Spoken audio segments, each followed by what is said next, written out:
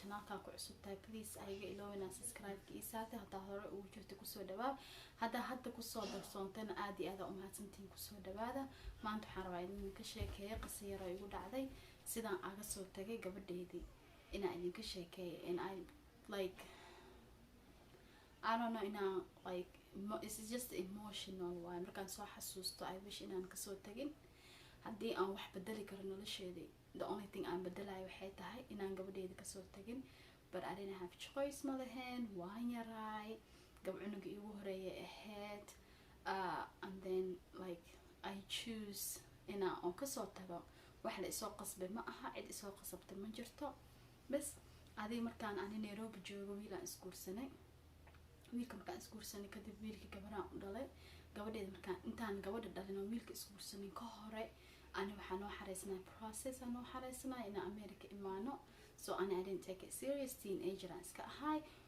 America boofiskeeda dhan iguma jirin so waxaan sameeyay waxay ahayd wiilaan isjeclaanay wiilkii aan isguursanay ilaahay gabadhaas uu dhaxdeena keenay iyo wiilka hadda ii joogo aan isku dhalnay labadaas bas gabadheedii marka waxaan sameeyay gabadheedii waxaan dhalay bishii koowaad ana waxaan soo baxay bishii lixaad waxaan ka soo tagay waxay jirtay gabadheed only 5 bilood ay jirtay so markaan soo xasuusto the day aan ka soo tagay caloosha ay horto fahmaysiin so please sheekadan dhageysta haddii aad rabtiin inaan more ka sheekeeyno ila soo socodsiya doo ilaahay yiraahdo so waxa dhacay waxay ahayd been ma sheegay inta uma soo fadhiisan inaan been idin sheego uma soo fadhiisan inaan oo you know wax oo sheeko qosol inaan ka sheekeeyo iyo waxaas uma soo fadhiisan maanta waxaan rabaa inaan ka hadlo kali waxay tahay gabadheedii sida aan soo tagay iyo sidaan dareemayo maanta la joogo gabadheedii waxay jirtaa 14 sano ay jirtaa 14 sano gabadheedii ma arkin ani it's masaarin telefoon isku la hadalnaa yes telefoon isku la hadalnaa way soo wacdaa waan la hadlaa I can't wait I just cannot wait one day maalmaha kamid inaan gabadheeda arko inaan ooy ma rabo but you know hadaa hooyo tahay waa dareemi kartaa xanuunka ay haysto hadaa qof waalid ah tahay waa dareemi kartaa marka cunugaaga ka soo tagtid bas adi process ay xareysnaa ani processka ay xareysnaa kama fikirin wiila isjeclaanay wiilkii aan isla baxsanay ana idinka sheekeen doon maalin kale sidaan isku la baxsanay waa la ii diiday wiilka markii la ii diiday like diiditaan ma liidin like shukaansi wax sala ii diiday ana I was just you know waa iska orday wiilkii aan isguursanay ilaahay gabadhaas uu caraf dhaxdeena keenay gabadhii aan dhalay gabadha markaan uurkeed 9 bilood aan lahay waan soo baxay inkastoo iska ogtay nimanka Soomaalida inay iska dhib badan yihiin uur lahaa mis halahaanin way dhib badan yihiin bas wiilkii aniga waan mar walba istagaaleyna mar walba isku buuqina asin dhalinyaro waa ani dhalinyaro ahay asma mamduuc gooniyo wata ani mamduuc gooniyo wata anyways waa iska soo baxay guriga hooyaday imaaday gabadheed meeshaan ku dhalay waan umulay gabadheed markaan dhalay kadib maxaa la dhahay waxaan dhalay bishii lixaad aan dhalay gabadheedii maya bishii koowaad aan dhalay bishii lixaad aan soo baxay bishii koowaad markaan gabadheeda dhalay waan iska joogay markaan dhalay hataa ninka oo gabadha ay dhalay ma joogin hataa qolka ma igula jirin ma joogin but you know taas markaan ka hadlayna haduu ilaahay yiraahdo bas waxa ila dhashteen aniga 5 wiil ila dhashteen 5 wiil hala iga weyn 4 way iga yar tahay bas aabay wuu dhintay ilaahay u naxariisto hooyaday markaas habrtay iwaal habrayaasheed ma sha Allah mid habrtay America joogtay habrtay Canada joogtaan wax noo qabanayeen soo biilaayeen ilaahay qari xasanaad ilaahay ka siiyay kana bas gabadheeda aday markaan dhalay oo umul kadib processkii wixii soo baxay so hadaan qof maanta aan heli lahay oo idhaho gabadhaada waa bixi kartaa waa u tagi kartaa meesha oo like you know GVA mal dhaha ma aqaan meeshas waa tagi kartaa gabadhaada waa ku darsan kartaa haduu qof dhiilay maantaas I wish inaan qof la ii sheegi lahaa dhiilay gabadhaada waa wadan kartaa laga mareebayo so marka oo dhalay kadib waxaa la igu dhahay hadii dadkan walaalaha iyo hooyada baxitaankooda adi sabab u noqotid oo dhaxday gabadha aan dhalay oo idinka dhan nila baaji adaa sabab So I was like, you know, walaalahayan fiiriye. I was like, wiilash niman rag waaye, you know, wiilal waaye, aaba ma qabaan, you know, waxay u baahan yihiin mustaqbal ay u baahan yihiin. Gabadheedaan fiiriye. I was like, gabadheeda hal qof le waaye, dadkaana 4 qofood waaye, 5 qofood actually, but walaalka yar muu noogula jirin markaas.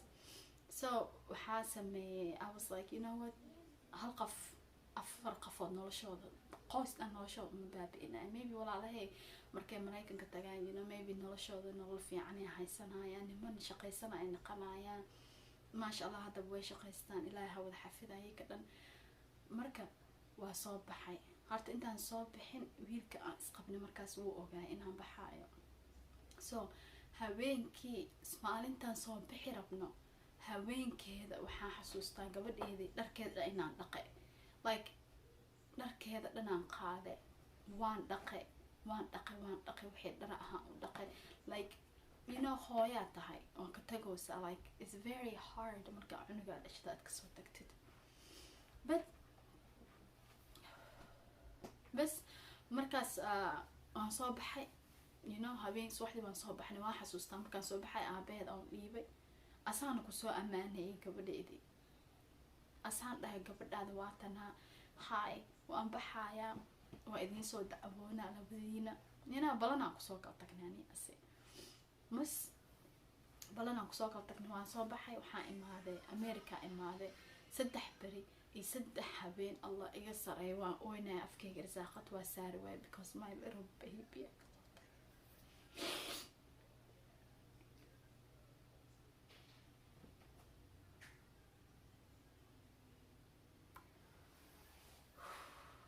bas waan kasoo tagay meeshaan aan imaaday. and then meeshaan markaa imaaday, you know, uuraan lahay, ma is ogen inaan uur lahay, in kale ma ogen. Oh my god, inaan ooy ma ugu talgalin, but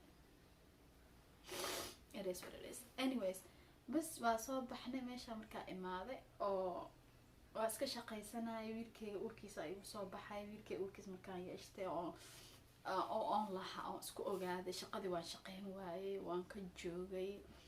bas adi qisad kalaa dhacday. gabadheeda gurigay ku nooleed, ilaahay amarkiis gurigii waa waxbaa ka dhex dhacay, you know.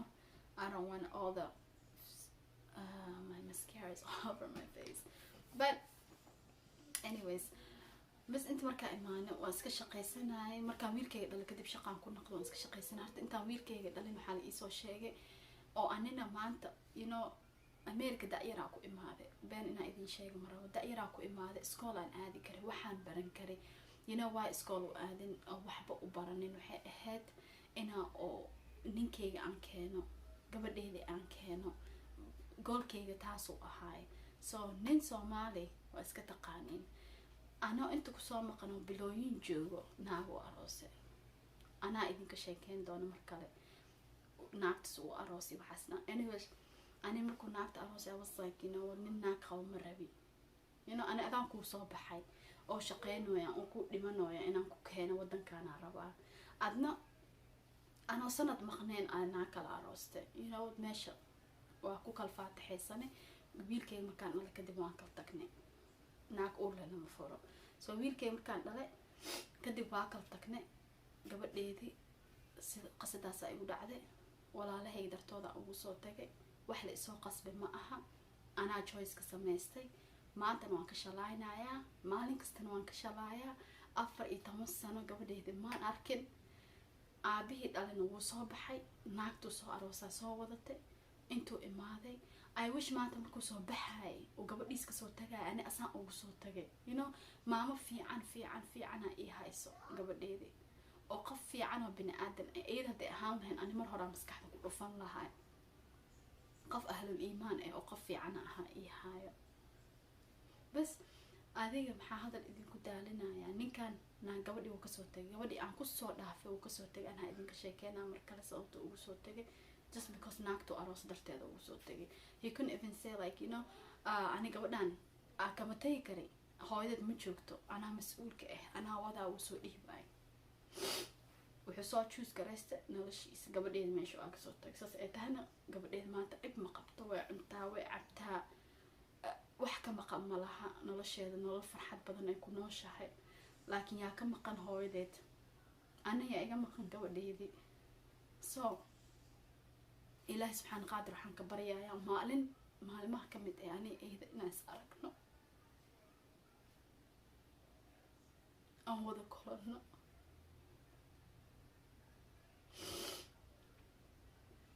afar iyo toban sanay jirtaa hadda you know and I cannot wait inaan saas u qabto oon dhunkado I try inaan oynin but itisama waay macantay hadaad videoga aad fiirsanaysa remember always inaan ku jeclahay oo ilaahayna aan ka tuugayo maalin ani aada inaan is aragno oo is haggareyno and I'm so sorry tagid aan kaa tagay it was the biggest mistake nolosheeda aan sameeyay ahayd qaladka igu weynaa oo maalin kasta aan ka shalaayo but anyways intaan ka badan ma hadli karay waa ii jeediin insha allah mar kale isku soo noqonaynaa next video more idinka sheekeyn doona when I'm not emotional khayr caafimaad idin rajeey bye